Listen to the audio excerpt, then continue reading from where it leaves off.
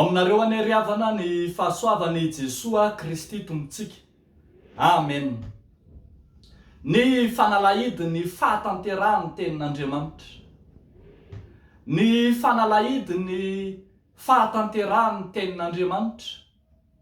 Misongadina amin'ireo teny izay nolazainy Jesoa ao amin'ny Jaona 4:12. Ny andininy 2:12 hatramin'ny andininy 4:12. Ny fahatanterahany ny fanalahidy ny fahatanterahany tenin'Andriamanitra.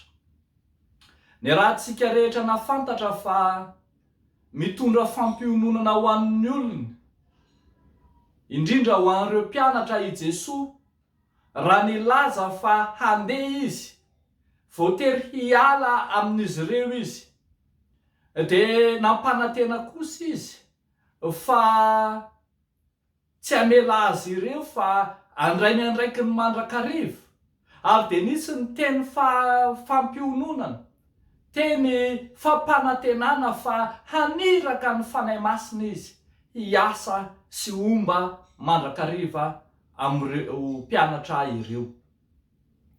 Ao anatin'izany anefa dia ambara eto fa ny finoana sy ny vavaka no hahatanteraka ny teny izay rehetra nolazainy Jesoa. Ny finoana no fanalahidy mba hahatanterahany ny teny izay nolazainy Jesoa taminy. Hiasa ny fanahy masina, aniraka ny fanahy masina izy, fa izay manana ny finoana no hiasany ny fanahy masina. Aniraka ny fanahy masina izy, fa izay mazoto mivavaka no hahazo valim-bavaka.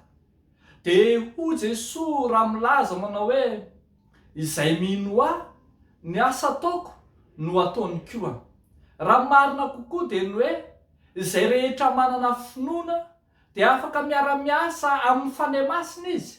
Izay manana finoana no hiasan'ny fanahy masina ka havita asa lehibe mihoatra noho izay nataon'ny Tompo azy.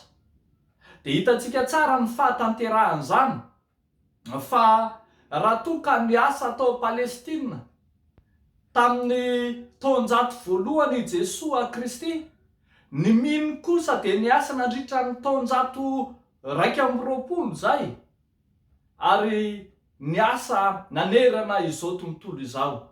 Ny finoana zany no nahatonga ny fanahy masina ny asa mahery, nampahomby ny asan'ny fanahy masina, ka mahatonga antsika mbola mijoro ho mpanompo ny tompo marina tokoa mandrakakehitry. Fa etsakilan'izay koa ny herin'ny vavaka, ny asan'ny vavaka no mampahomby ny asa ataontsika. Fa ho Jesoa manao hoe na inona angatahanareo amin'ny anarako dia ataoko izany. Raha mangataka zavatra amin'ny anarako ianareo dia ataoko izany. Izay mahery vavaka dia mahery amin'ny fahatanterahana ny tenin'Andriamanitra. Tena nampanantena antsika fombany tokoa Andriamanitra. Nampanantena antsika ny fombany Jesoa Kristy. Kanefa dia hitantsika taratreto fa izay mazoto mivavaka, izay mahery amin'ny vavaka, izay matanjaka amin'ny finoana no ho lohalarina amin'izany. Hitantsika eto ry havako malala fa tanteraka ny tenin'Andriamanitra.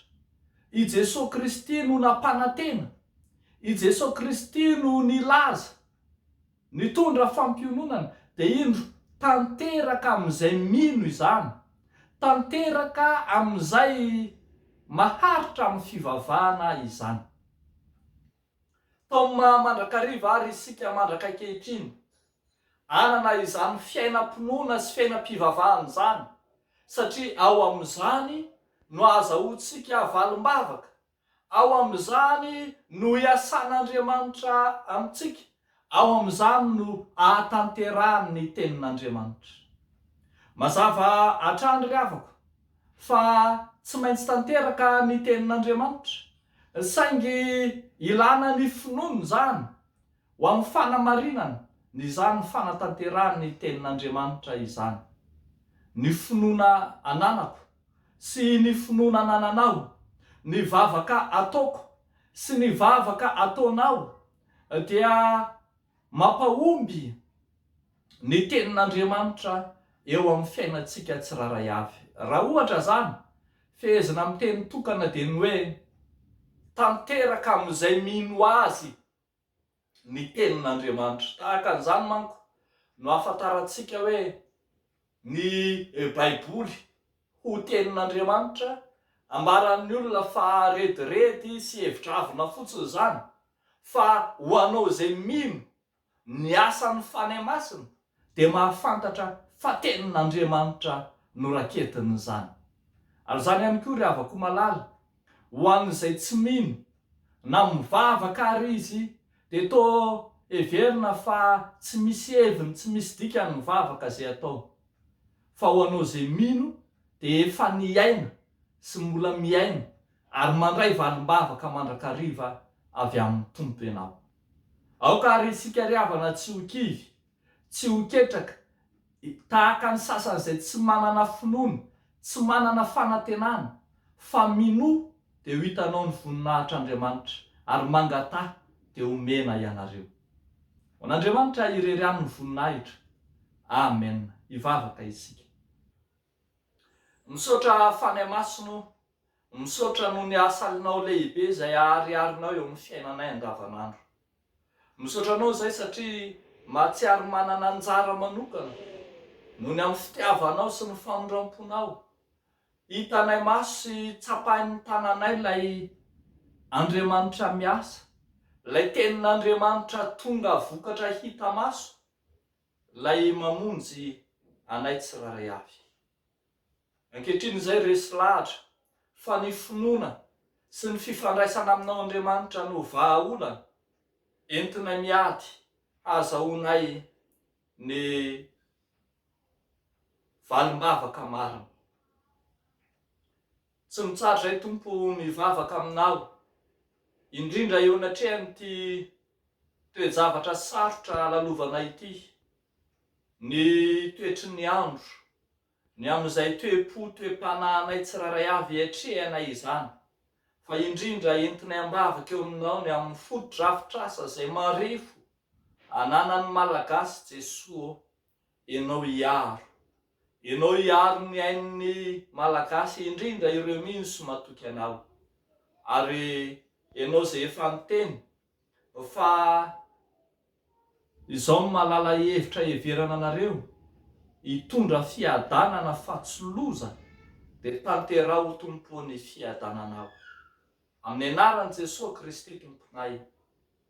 Amen.